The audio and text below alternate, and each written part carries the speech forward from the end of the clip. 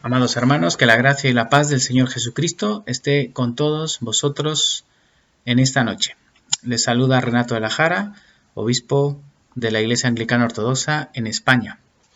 Esta semana, como algunos ya sabéis, estoy haciendo algunas breves meditaciones acerca de los acontecimientos clave de la pasión de nuestro Señor en esta Semana Santa. Ayer estuvimos examinando en este pasaje del Evangelio de San Marcos la entrada triunfal de nuestro Señor a Jerusalén, el llamado Domingo de Ramos, Domingo de Palmas, y hoy vamos a ver otro acontecimiento que ocurre en esa misma semana, justo pues al día siguiente de la entrada triunfal de nuestro Señor. Vamos a pedirle al Señor que nos dirija en esta breve lectura y esta breve meditación. En el nombre del Padre, del Hijo y del Espíritu Santo. Amén. Señor, alabamos tu nombre y te pedimos que tu Espíritu Santo ilumine nuestro entendimiento y nuestros corazones en tu palabra. Te lo pedimos, Señor, por amor de tu Hijo Jesucristo. Amén. Leemos en el Evangelio de San Marcos capítulo 11, versículo 12. Dice la palabra del Señor: al día siguiente, cuando salieron de Betania, tuvo hambre, y viendo de lejos una higuera que tenía hojas, fue a ver si tal vez hallaba en ella algo, pero cuando llegó a ella, nada halló sino hojas, pues no era tiempo de higos. Entonces Jesús dijo a la higuera: nunca jamás coma nadie fruto de ti. Y lo oyeron sus discípulos. Vinieron pues a Jerusalén, y entrando Jesús en el templo comenzó a echar fuera a los que vendían y compraban en el templo, y volcó las mesas de los cambistas y las sillas de los que vendían palomas, y no consentía que nadie atravesase el templo llevando utensilio alguno. Y les enseñaba diciendo: ¿no está escrito, mi casa será llamada casa de oración para todas las naciones? Mas vosotros la habéis hecho cueva de ladrones. Y lo oyeron los escribas y los principales sacerdotes, y buscaban cómo matarle, porque le tenían miedo, por cuanto todo el pueblo estaba admirado de su doctrina. Pero al llegar la noche, Jesús salió de la ciudad. Bien, esta lectura nos pone otra vez en situación el Señor habiendo hecho la entrada triunfal y habiendo, como veíamos ayer, manifestado ya abiertamente que Él es el Cristo, ¿no? Y muchos de los del pueblo, sobre todo los sencillos y humildes, le aclamaron con esta aclamación mesiánica, ¿no? Hosana, bendito el que viene en el nombre del Señor, bendito el reino de nuestro Padre David que viene, hosana en las alturas. Entonces esta aclamación mesiánica manifestaba que Él es realmente el Rey de Dios entrando a la ciudad del gran Rey. Vimos que el Señor llega, inspecciona la ciudad y se va, pero este Rey todopoderoso, pero a la vez humilde y manso, como un corderito, porque esto es el Señor Cordero y también León.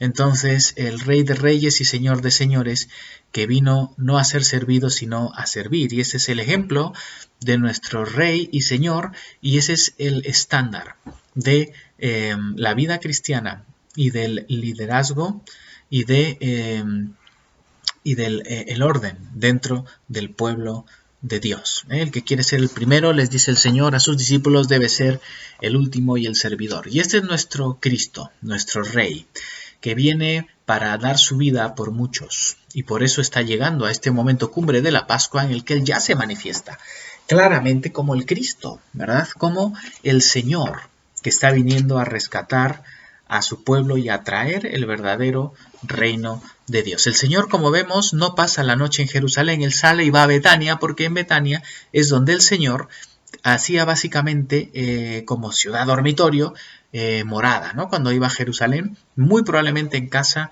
de su amigo Lázaro y sus hermanas, ¿no? Muy probablemente era allí, también estaba la casa de Simón el leproso.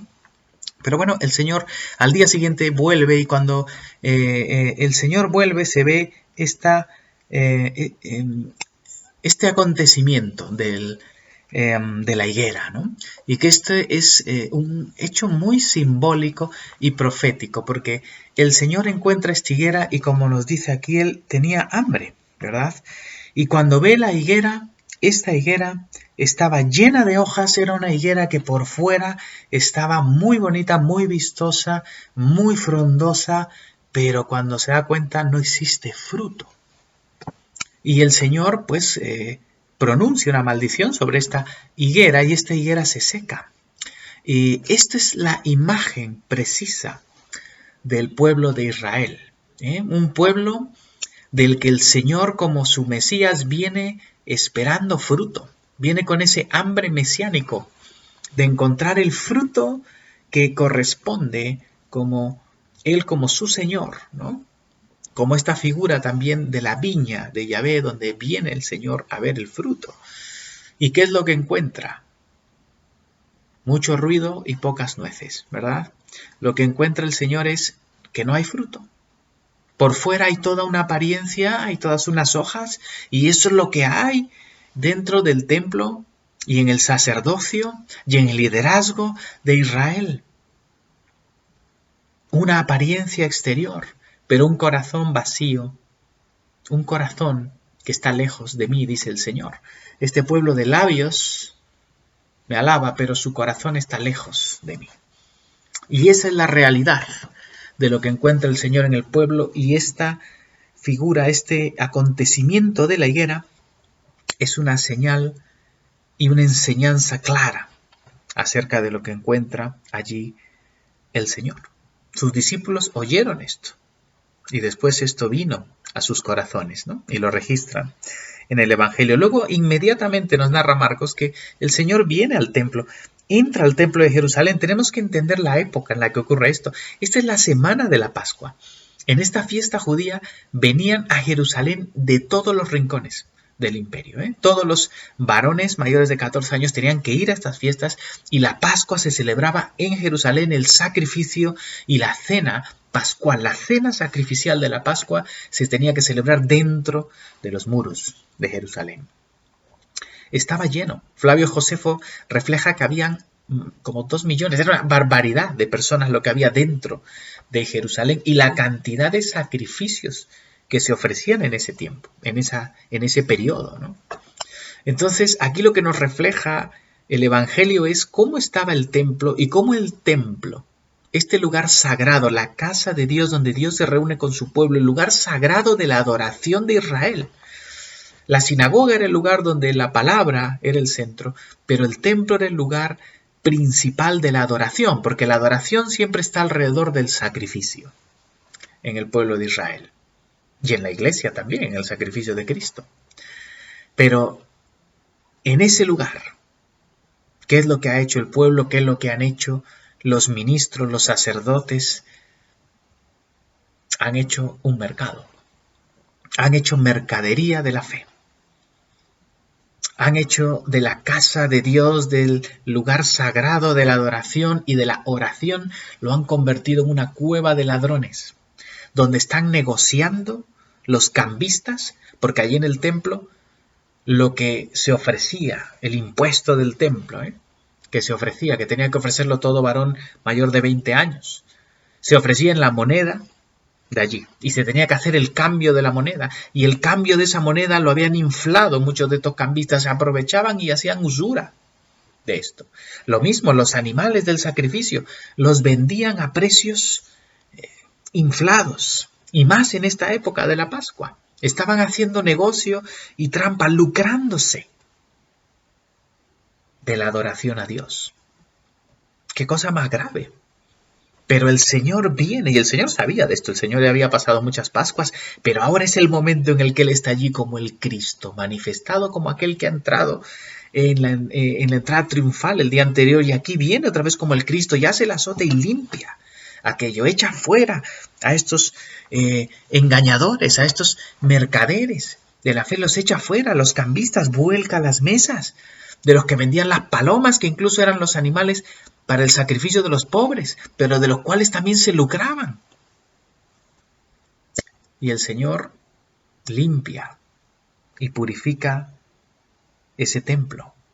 y les enseña. Dice aquí en el versículo 17. El Señor está instruyendo y está diciendo: ¿no está escrito mi casa será llamada casa de oración para todas las naciones? Eso es lo que era la casa de Dios. El corazón de Dios era, por medio del pueblo escogido, llamar a todas las naciones para que conozcan a Yahvé, para que sean de Dios, para restaurar la creación y volverla a Él. Pero este pueblo se encerró en sí mismo e hizo de la casa de Dios mercadería y se fue tras dioses falsos. Mi casa será llamada casa de oración para todas las naciones. Por eso estaba el atrio de los gentiles, para que de todas las naciones se volvieran al Señor. Pero ellos convirtieron todo esto en una cueva de ladrones, y en especial ese atrio de los gentiles, que para ellos era lo más bajo, y allí se hacía mercadería. Y el Señor viene a limpiar esto. Los escribas y los principales sacerdotes, tenemos que tener en cuenta que en el templo lo que había principalmente era el sacerdocio, eran los saduceos. Los saduceos eran el linaje real, ¿no? Eran aquellos que venían de los asmoneos y que eran de donde venía el sumo sacerdote y los que llevaban el sacerdocio. Y ellos eran los que estaban más mezclados políticamente con todo esto. Luego los escribas podían ser fariseos, podían ser saduceos también, los doctores de la ley. Pero ellos se ven confrontados, y especialmente aquí el sumo sacerdote y los sacerdotes, los saduceos, se ven confrontados porque ellos se ven mezclados en toda esta podredumbre de la corrupción. Y se ven confrontados por la figura de Cristo y le tienen miedo porque están viendo que Él está viniendo con una autoridad divina. Porque Jesús está haciendo algo que nadie ha hecho, con esa autoridad del Mesías. Habían habido muchos falsos Mesías, pero este está viniendo con esta autoridad divina. Y ellos estaban viendo este poder. Y procuraban matarle, querían quitarle de en medio porque sabían que este Cristo era peligroso para ellos, para sus relaciones con Roma, para su poder, para el sostenimiento de su estructura. Y el pueblo estaba admirado de su doctrina, admirado de lo que hacía Cristo, porque enseñaba como quien tenía autoridad y manifestaba en su vida esa integridad de un profeta de Dios y del Cristo verdadero. Él es el Cristo. Él es el dueño de ese templo. Él es el dueño de esa casa. Él es el Señor. En el lugar santísimo donde mora la presencia misma de Dios. Donde se ofrece el sacrificio. Y ahí está el Señor. Y allí están estos líderes, como esa higuera, llenos de hojas, una liturgia muy buena, unos ropajes muy buenos. Y todo esto está bien, no estaba mal. Pero sus corazones estaban lejos de la verdadera adoración. Al llegar la noche nos dice Marcos que el Señor Jesús salió de la ciudad. Seguramente fue a Betania. Otra vez el Señor no podía quedarse allí en la noche porque estaban buscando matarle. Y el Señor ya se había manifestado claramente. Ya estaba abiertamente en problemas, y es la noche ya de la Pascua, después de la cena pascual, que Él se queda allí y es llevado, arrestado, ¿no? Hermanos, esta lectura, ¿no?, que hacemos hoy, pues nos lleva a considerar una vez más la santidad de Dios y la santidad de la casa de Dios. Sabemos que en Cristo Jesús, en su resurrección, en su ascensión, en su descenso del Espíritu, en la Iglesia, como cuerpo de Cristo, el Señor nos enseña que el verdadero templo de Dios es la Iglesia. El Señor les profetiza aquí que ese templo esplendoroso, que es más, en ese momento todavía estaba en reformas, que Herodes seguía haciendo reformas grandiosas en el templo, y el templo era hermoso, ¿no? Flavio Josefo habla del templo que básicamente se le veía a la distancia por el reflejo que daba de la cantidad de oro y metales preciosos. Era increíble. Ese templo de Dios fue destruido, ¿no? En el año 70. Porque el Señor dice que el templo ahora era su cuerpo, y su cuerpo no solo físico, sino su cuerpo místico, que es la iglesia. Y es la iglesia el templo del Dios viviente, no las paredes de nuestros locales, de nuestros templos físicos, sino la asamblea congregada, cada miembro vivo, como una piedra viva, fundada sobre los apóstoles, los profetas y la roca de fundación, la piedra del ángulo que es Jesucristo, y el templo, la casa de Dios, el pueblo de Dios que adora a Dios. Y no solo casa, sino sacerdocio real, sacerdocio santo, es decir, la liturgia, la adoración, la presencia de Dios. El sacrificio perenne de Cristo está presente en el templo, que es la iglesia. Casa de Dios. Este templo físico era solo la figura, como lo fue antes el tabernáculo. Y muchas figuras del Antiguo Testamento muestran la casa de Dios, Betel. Pero la iglesia es verdaderamente la casa de Dios, cuerpo de Cristo, Cristo como cabeza. La asamblea, el cuerpo, unido a Él, también en el sacerdocio, Él como el sumo sacerdote, y todo el pueblo como un sacerdocio santo que ofrecen a Dios sacrificios espirituales por medio de Jesucristo en el sacrificio eterno de Cristo. Por eso es que nuestra adoración es una adoración celestial, una adoración litúrgica. Cada vez que la asamblea, la iglesia se reúne, nos constituimos en el templo, en la casa del Dios viviente, alrededor del sacrificio de Cristo, y en su sacrificio nos ofrecemos nosotros mismos. Misterio tan profundo de la casa de Dios. Pero la pregunta y lo que tenemos que preguntarnos hoy nosotros es, ¿cómo está la casa de Dios hoy?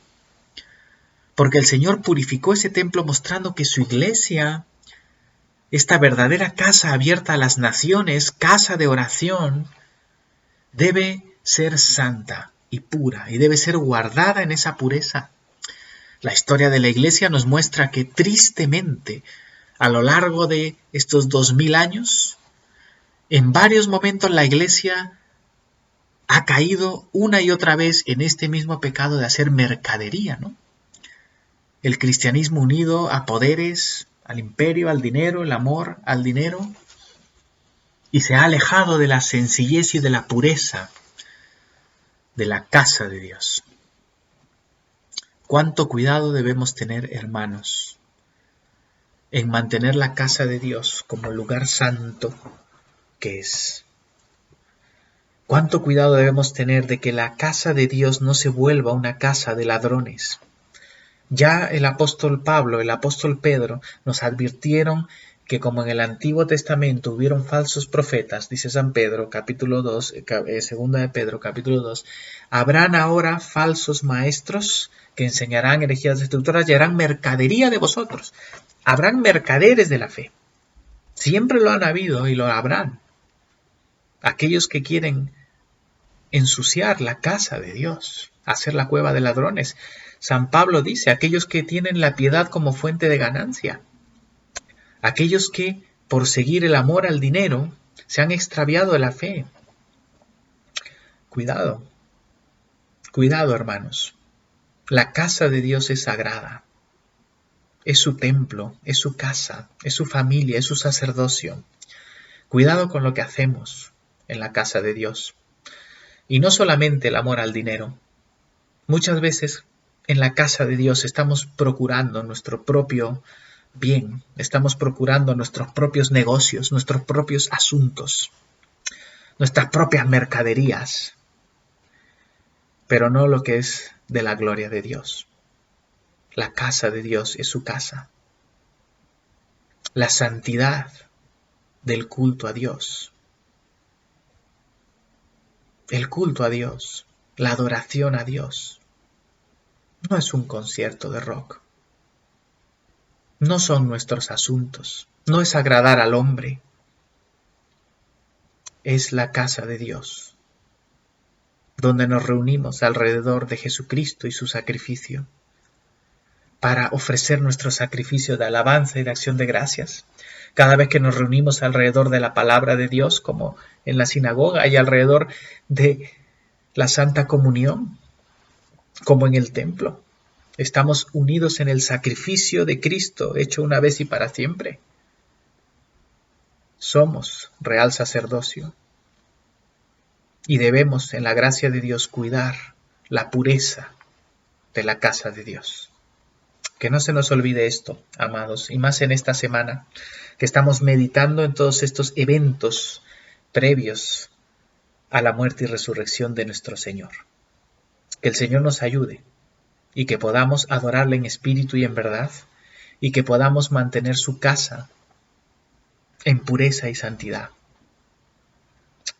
Nuestras propias vidas como templo del Espíritu, y por supuesto, el templo, especialmente como su casa, la iglesia del Dios viviente. Que el Señor nos ayude, amado hermano, que la gracia del Señor Jesucristo, el amor del Padre y la comunión del Espíritu Santo esté con todos nosotros, ahora y por siempre. Amén.